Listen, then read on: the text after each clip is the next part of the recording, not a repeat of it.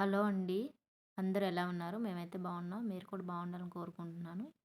ముందుగా ఈ సంవత్సరం డీఎస్సీ రాస్తున్న వాళ్ళందరికి ఆల్ ది బెస్ట్ అండి. అందరూ కూడా ఎగ్జామ్ బాగా రాయాలండి. మంచి మార్క్స్ రావాలని కోరుకుంటున్నాను. ఈరోజు టాపిక్ ఏంటంటే మన ఎయిత్ క్లాస్‌కి సంబంధించి తెలుగు టెక్స్ట్ బుక్ చెప్తున్నామండి. ఈ ఇది 10వ వీడియో అనుకుంటా అండి. 10, 9వ వీడియో అనుకుంటా. నాకు అంత ఐడియా లేదు. చాలా ఎక్కువ వీడియోస్ వచ్చాయండి. అందువల్ల నాకు గుర్తులేదు. దీనికి ముందు third, fourth, fifth, sixth, seventh Telugu text బుక్‌లనేవి కంప్లీట్ అయ్యాయండి. అది కూడా లెసన్ వైస్ చెప్తున్నాను. అందువల్ల చాలా ఎక్కువ వీడియోస్ వచ్చాయి. ఒకసారి మన ఛానల్‌లో జీడీఎస్ ఛానల్ డీఎస్సీ బిట్స్ అనే ఒక ప్లేలిస్ట్ ఉంటుంది. అది ఓపెన్ చేస్తే మీకు అందులో డీఎస్సీకి సంబంధించి అన్ని బిట్స్ కూడా అందులో ఉంటాయండి. చాలా ఇంపార్టెంట్ బిట్స్ అనేవి చెప్పడం జరిగింది. అది కూడా లెసన్ వైస్ చెప్తున్నానండి. ప్రతి టెక్స్ట్ బుక్‌లో ప్రతి క్లాసులో లెసన్ వైస్ చెప్తున్నాను. అందువల్ల మనకి వీడియోస్ అనేవి చాలా ఎక్కువ అవుతుంది. అలా చెప్తేనే మనకి అన్ని బిట్స్ కూడా కవర్ అవుతాయండి. అందువల్ల అలా చెప్తున్నాను. నేను కొన్ని వీడియోస్ డిస్క్రిప్షన్‌లో పెడతాను. ఒకసారి చెక్ చేసుకోండి. వీడియో మాత్రం స్కిప్ చేయకుండా చూడండి. చాలా ఇంపార్టెంట్ బిట్స్. వీడియో నచ్చితే లైక్ చేయండి, షేర్ చేయండి, సబ్స్క్రైబ్ చేయండి ఫ్రెండ్స్. దీని తర్వాత మనం ఎయిత్ అయిన వెంటనే నైన్త్‌కి మనం ninth class Telugu text book అనేది చెప్పడం జరుగుతుంది. ఓకే అండి. ఇప్పుడు మన టాపిక్‌లోకి వెళ్తే ఈ లెసను మనకి ఎయిత్ క్లాస్‌లోని ఒక లెసన్ అండి. సమదృష్టి. సమదృష్టి అనేది ఎయిత్ క్లాస్‌లో ఒక లెసన్ ఇది. దీని ప్రక్రియ ఏంటంటే గజలండి. సమదృష్టి పాఠం యొక్క ప్రక్రియ ఏంటంటే గజలు. ఇతివృత్తం ఏంటంటే సమానత్వం. ఇతివృత్తం ఏంటండి? సమానత్వం. ప్రక్రియ ఏమో గజలు, ఇతివృత్తం ఏమో సమానత్వం. ఈ పాఠం యొక్క ఉద్దేశ్యం ఏంటంటే సమస్త మానవులను వర్గ వర్ణమును బట్టి కాక గుణాన్ని, సంస్కారాన్ని బట్టి గౌరవించాలని విద్యార్థుల్లో సర్వమానవ సమానత్వ భావన కలగడం ఈ పాఠ్యాంశం యొక్క ఉద్దేశం. ఏ పాఠ్యాంశం యొక్క ఉద్దేశం? సమదృష్టి. ఇలా లెసన్స్ ఇచ్చి మనకి ఆ పాఠం యొక్క ఉద్దేశాలను కూడా అడుగుతూ ఉంటారండి. మరొకసారండి. సమస్త మానవులను వర్గ వర్ణమును బట్టి కాక గుణాన్ని, సంస్కారాన్ని బట్టి గౌరవించాలని విద్యార్థుల సర్వ మానవ సమానత్వ భావన కలిగించడం ఈ పాఠ్యాంశం ఉద్దేశం అండి. నెక్స్ట్ పైడి తెరాస్ బాబు ఈ సమదృష్టి అనే పాఠాన్ని రాయడం జరిగిందండి. పైడి తెరాస్ బాబు ఇతని యొక్క కాలం 1963 నుంచి 2014 వరకు అండి. 1963 నుంచి 2014 వరకు. కవిగా, గాయకుడిగా, సాహితీవేత్తగా ప్రసిద్ధులు. ఇతను పైడి తెరాస బాబు ఏమో 1963 నుంచి 2014 వరకు ఇతని యొక్క కాలం. ఇతను కవి, గాయకుడిగా, సాహితీవేత్తగా ప్రసిద్ధులు. వీరు ప్రకాశం జిల్లా ఒంగోలు పట్టణంలో జన్మించారు.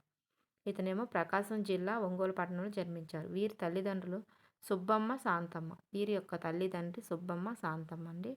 అల్పపీడనం, హిందూ మహాసముద్రం వంటి రచనలు చేశారు. అల్పపీడనం, హిందూ మహాసముద్రం వంటి రచనలు చేశారు. ఆకాశవాణిలో వ్యాఖ్యాతగా తన బాణి వినిపించారు. ఆకాశవాణిలో కూడా పనిచేయడం జరిగింది. ఎవరు? పైడి తేరేస్ బాబు అండి. పైడి తేరేస్ బాబు. నెక్స్ట్ మనం చూసుకుంటే ఈ పాఠ్యాంశం అల్పపీడనం అనే గజల్ సంపుటి నుంచి స్వీకరించబడింది. ఈ సమదృష్టి అనే పాఠం అల్పపీడనం అనే గజల్ సంపుటి నుంచి స్వీకరించబడింది. గజల్ అనే పదం గజల్ అనే పదం గజాల నుంచి పుట్టిందండి. గజల్ అనే పదం గజాల నుంచి పుట్టింది. ఉర్దూ సాహిత్యం నుంచి తెలుగులోకి వచ్చిన సాహితీ ప్రక్రియ ఇది. ఉర్దూ భాష నుంచి సాహిత్యం నుంచి తెలుగులోకి వచ్చిన సాహిత్య ప్రక్రియ ఇది. అరబీ భాషలో గజల్ అంటే రాగాలాపన అని అర్థం. అరబ్ భాషలో ఏంటండి? రాగాలాపన గజల్ అంటే. ఛందో వ్యాకరణం బద్ధమై లయాత్మక నడకతో స్వేచ్ఛ ప్రవృత్తిని, నిర్భర భావావేశాన్ని ప్రకటించే సాధనం గజలండి. ఇందులో విషవ్యాప్తి అధికం. నెక్స్ట్ భావం ఏ చరణానికి ఆ చరణం విడివిడిగా ఉంటుంది. పల్లవిని మత్లా అని, చరణాన్ని మక్తా అని అంటాం. చూడండి, పల్లవిని ఏమంటామని మత్లా అని, చరణాన్ని మక్తా అని అంటారు. అంత్యప్రాసతో పాటు కవి నామముద్ర ఉంటుందన్నమాట. అంత్యప్రాసతో పాటు కవి నామముద్ర ఉంటుంది. దీన్నే తకల్లస్ అంటాం. ఏమంటామండి? తకల్లస్ అంటారు. కొండంత భావాన్ని గోరంతలో చెప్పే రసగుళికండి ఇది. ఇదంతా మనకి పాఠాంశం గురించి గజల్ అనే దాని గురించి వివరించడం జరిగింది. నెక్స్ట్ మనం చూడండి. వ్యుత్పత్తి అంటే పుట్టుక. వ్యుత్పత్తి అంటే అర్థం ఏంటంటే పుట్టుక అండి. పదాల పుట్టుక తెలిపే విధానాన్ని వ్యుత్పత్తి అంటారు. ఆ శబ్దాల వ్యుత్పత్తి ద్వారా అర్థాన్ని తెలిపేది వృత్యుత్తర్భ వృత్యుత్తర్భ వృత్యుత్తర్భార్థం అండి. సూర్యుడు చూడండి శౌర్యమును ప్రదర్శించేవాడు వీరుడు. ఇలా ఈ విధంగా వస్తుంది. అలాగే వృద్ధి సంధి అండి. అకారానికి ఏ ఐలు పరమైతే ఐ కారం. అకారానికి ఓ అవులు పరమైతే అవుకారం. అకారానికి రు పరమైతే ఆర్ ఆదేశంగా వస్తాయి. చూడండి వృద్ధి సంధి ఒకసారి. అకారానికి ఏ ఐలు పరమైతే ఐకారం. అకారానికి ఓ అవులు పరమైతే అవుకారం. అకారానికి రు పరమైతే ఆర్ ఆదేశాలుగా వస్తాయి. ఇది వృద్ధి సంధి అండి. అలాగే సమదృష్టి పాఠంకి సంబంధించి కొన్ని బిట్స్ మనకి ఇస్తారండి. బిట్స్ రూపంలో ఏ విధంగా వస్తాయో అవి కూడా మనం ఒకసారి చూద్దాము. వీడియోగా నచ్చితే లైక్ చేయండి, షేర్ చేయండి, సబ్స్క్రైబ్ చేయండి ఫ్రెండ్స్. ఓకే. చూడండి సమదృష్టి పాఠం రచించినది కవి ఎవరు? సమదృష్టి అనే పాఠంలో రచించింది ఎవరు అని అడుగుతున్నారు. ఇందులో ఫస్ట్ చూడండి పైడి తేరేసి బాబు, 2 మామిడిపూడి వెంకటరంగయ్య, 3 దేవులపల్లి వెంకట కృష్ణ శాస్త్రి, 4 తిక్కన స్వామియాజీ. ఈ నలుగురిలో ఎవరని అడుగుతున్నారు. మనం ఇలా చూసుకుంటే మనకు ఆప్షన్ 1 చదువుకున్నాం కదండి. పైడి తేరేసి బాబు. సమదృష్టి పాఠం రచించింది పైడి తేరేసి బాబు. నెక్స్ట్ సమదృష్టి పాఠం ప్రక్రియ ఏంటి? ప్రక్రియలు ఇతరత్ర చాలా ఇంపార్టెంట్ అండి.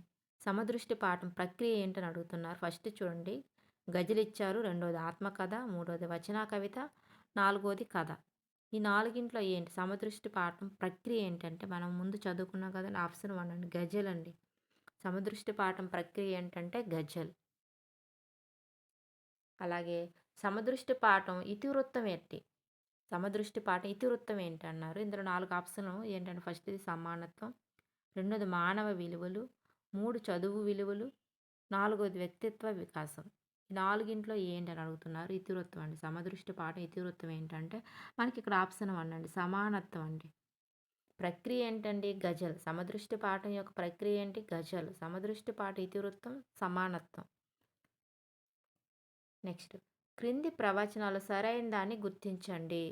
ఇందులో మన సరైన దాన్ని మనం గుర్తించాలి. ఫస్ట్ చూడండి పైడి తేరేసి బాబు కవి, గాయకుడు. నెక్స్ట్ పైడి తేరేసి బాబు ఆకాశవాణిలో వ్యాఖ్యాత. తర్వాత మూడోది అల్పపీడనం వీరి కవితా సంపుటి.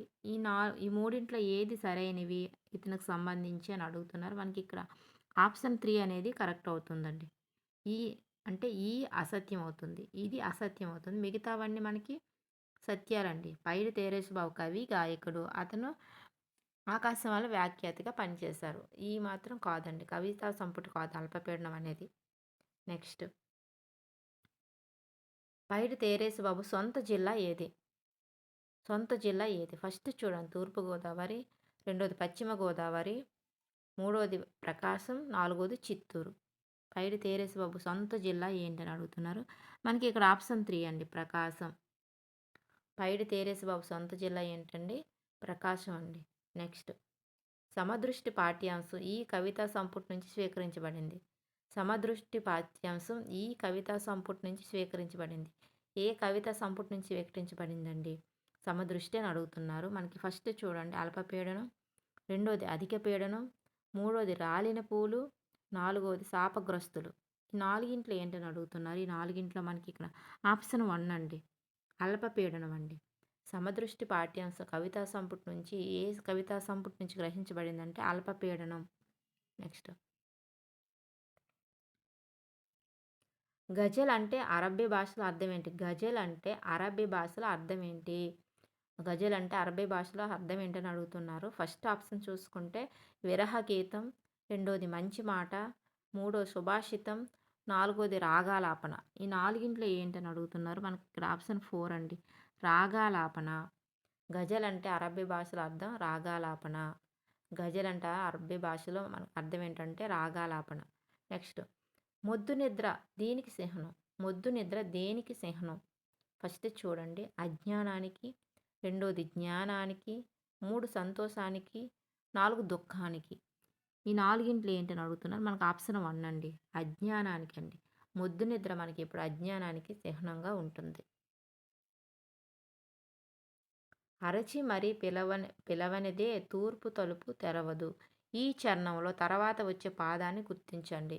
చూడండి అరచి మరీ పిలవనిదే తూర్పు తలుపు తెరవదు. ఈ చరణంలో తర్వాత వచ్చే పాదాన్ని గుర్తించండి అన్నారు. ఫస్ట్‌ది మనకి మబ్బు ఒకటే నలుపు, మబ్బు చినుకు నలుపు కాదు. 2 గొంతుకు ఒకటే గొంతొకటే కలుపు దాని అరుపు నలుపు కాదు. చరుపు తగిలితే కదా నిదుర మత్తు వదిలేది. 4 అక్షరమే నలుపు దాని చరుపు నలుపు కాదు అన్నారు. దీని తర్వాత వచ్చేదేంటంటే మనకి ఇక్కడ ఆప్షన్ 2 అండి. గొంతు కంటే నలుపు దాని అరుపు నలుపు కాదు. అరచి మరీ పిలవనిదే తూర్పు తలుపు తెరవదు. గొంతొకటే నలుపు దాని అరుపు నలుపు కాదు. నెక్స్ట్ మనకు చూడండి గజల్ చరణాలు సరైన క్రమంలో అమర్చండి అంటున్నారు. గజల్ చరణాలను సరైన క్రమంలో అమర్చమంటున్నాడు చూడండి. ఫస్ట్‌ది ఈత ఒకటే నలుపు. ఈత గెలుపు నలుపు కాదు. రెండోది కలలే కదా అందమైన భవితకు పునాదులు. నెక్స్ట్ ఎదురీతకు దిగువో నది కోతలు తప్పవు. నెక్స్ట్ రేయి ఒకటి నలుపు రేయి కలర్ నలుపు కాదని ఉంది. మనకి ఇక్కడ ఏంటంటే ఆప్షన్ 4 అండి. ఆప్షన్ 4 అనేది కరెక్ట్ అవుతుంది. ఆప్షన్ 4 కరెక్ట్ అవుతుందండి.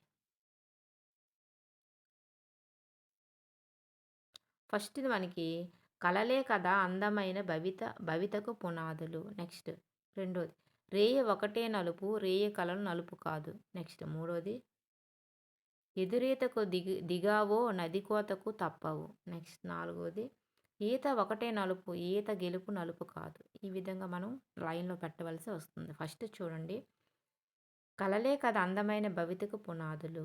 నెక్స్ట్ రేయి ఒకటే నలుపు రేయి కలర్ నలుపు కాదు. ఎదురీతకు దిగావో నది కోతకు తప్పవు.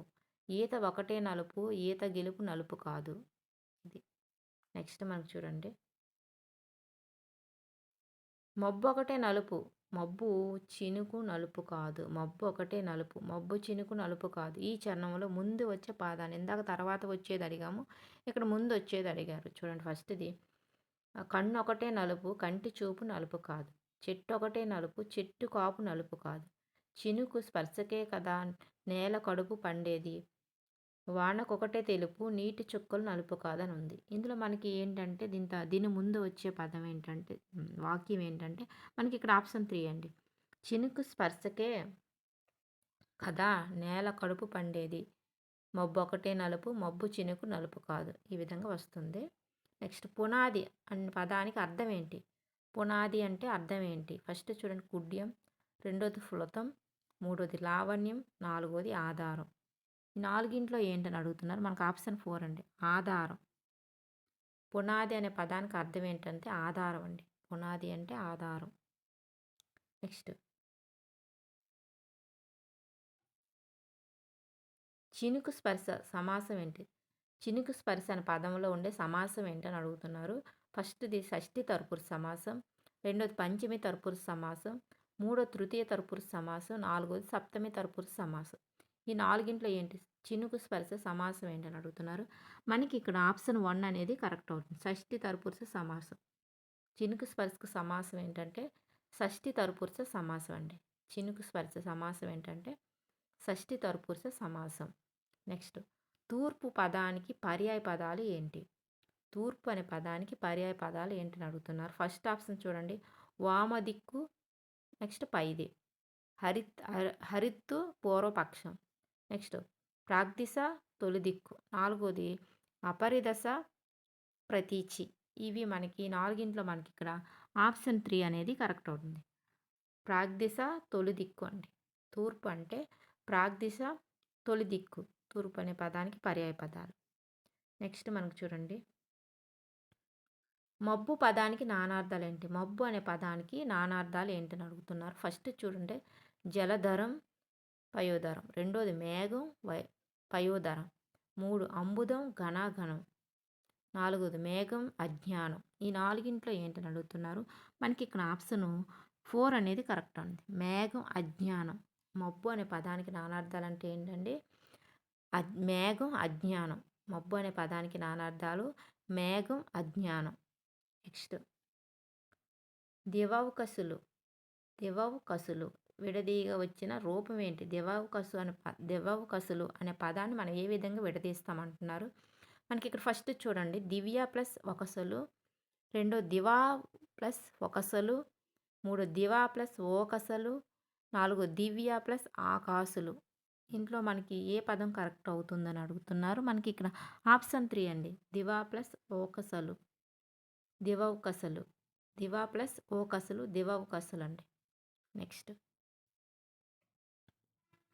క్రింది వాటిలో సరైన దాన్ని గుర్తించండి అన్నారు. ఫస్ట్ చూడండి, రుణం ప్లస్ రుణం రుణార్ణం, ఇది గుణసంధి అన్నారు. రుణం ప్లస్ రుణం రుణార్ణం యనాదేశ సంధి. రుణం ప్లస్ రుణం రుణార్ణం సవర్ణ దీర్ఘ సంధి. రుణం ప్లస్ రుణం రుణార్ణం వృద్ధి సంధి. ఇందులో ఏది కరెక్ట్ అవుతుందని అడుగుతున్నారు. మనకి ఇక్కడ ఆప్షన్ 4 అండి. రుణ ప్లస్ రుణం రుణార్ణం వృద్ధి సంధి కింద వస్తుంది. రుణ ప్లస్ రుణం రుణార్ణం వృద్ధి సంధి అండి. నెక్స్ట్ మనకు చూడండి 18ది. క్రింది వాటిలో సరైన సంయుక్త వాక్యాన్ని గుర్తించండి. సంయుక్త వాక్యం గుర్తించమన్నాడు. ఈ 4 ఫస్ట్ చూడండి, వర్షం నేలను తాకి పంటలకు ప్రాణం పోసింది. రెండోది, విద్య అజ్ఞానాన్ని తొలగించి విజ్ఞానాన్ని ఇస్తుంది. మూడోది, విద్య అజ్ఞానాన్ని మూఢత్వాన్ని తొలగిస్తుంది. నాలుగోది, విద్య అజ్ఞానాన్ని విద్య మూఢత్వాన్ని తొలగిస్తుంది. ఇందులో సంయుక్త వాక్యం ఏదైనా అడుగుతున్నారు. మనకి ఇక్కడ ఆప్షన్ 3 అండి. విద్య అజ్ఞానాన్ని మూఢత్వాన్ని తొలగిస్తుంది. విద్య అజ్ఞానాన్ని మూఢత్వాన్ని తొలగిస్తుంది. ఇది సంయుక్త వాక్యం కింద అవుతుంది. నెక్స్ట్ మనకు చూడండి 19ది. కలలే కదా అందమైన డాష్కు పునాదులు. మనం ఖాళీలు సరిపోయే పదాన్ని మనం గుర్తించాలి. కలలే కదా అందమైన డాష్కు పునాదులు అన్నాడు. ఫస్ట్ చూడండి, జీవితానికి. రెండోది గమనానికి. మూడోది ఆధారానికి. నాలుగోది భవితకు. దేనికి? కలలే కదా అందమైన పునాదులు అన్నారు. డాష్కు పునాదులు అన్నాడు. మనకి ఇక్కడ ఆప్షన్ 4 అండి. భవితకు. కలలే కదా అందమైన భవితకు పునాదులు. నెక్స్ట్, గజల్లో కవి నామముద్ర పేరు ఏమిటి? గజల్లో కవి నామముద్ర పేరు ఏమిటి? గజల్లో కవి నామముద్ర పేరు ఏమిటని అడుగుతున్నారు. ఫస్ట్ చూడండి, మత్ల. రెండోది మక్త. రెండోది తక్త. నాలుగోది తకల్లస్. గజల్లో కవి నామముద్ర పేరు అంటున్నారు. మనకి ఇక్కడ ఆప్షన్ 4 అండి. తకల్లస్. గజల్ కవి నామముద్ర పేరు తకల్లస్ అండి. ఇదండి ఈ రోజుకి మనం వీడియోకి సంబంధించి బిట్స్ ఇవి. ఈ లెసన్ ఇక్కడితో అయిపోయింది. మనం వేరే లెసన్ 8th క్లాస్ సంబంధించి మళ్ళీ రేపు మనం వేరే లెసన్ అనేది మనం చెప్పుకోవడం జరుగుతుంది. చాలా ఇంపార్టెంట్ బిట్స్ అండి ఇవి. మొత్తం చూడండి, ఒక దగ్గర రాసుకోండి. రాసుకుంటే మీకు రివిజన్కి చాలా యూజ్ అవుతాయండి బిట్స్. అందుకనే మనకి ఇక సెల్లో బిట్స్ అని మీరు ఒక దగ్గర రాసుకున్నారనుకో, మీకు ఖచ్చితంగా ఇవి ఉపయోగపడతాయి. ఓకే అండి, మరొక వీడియోతో మళ్ళీ కలుసుకుందాం. Take care, bye.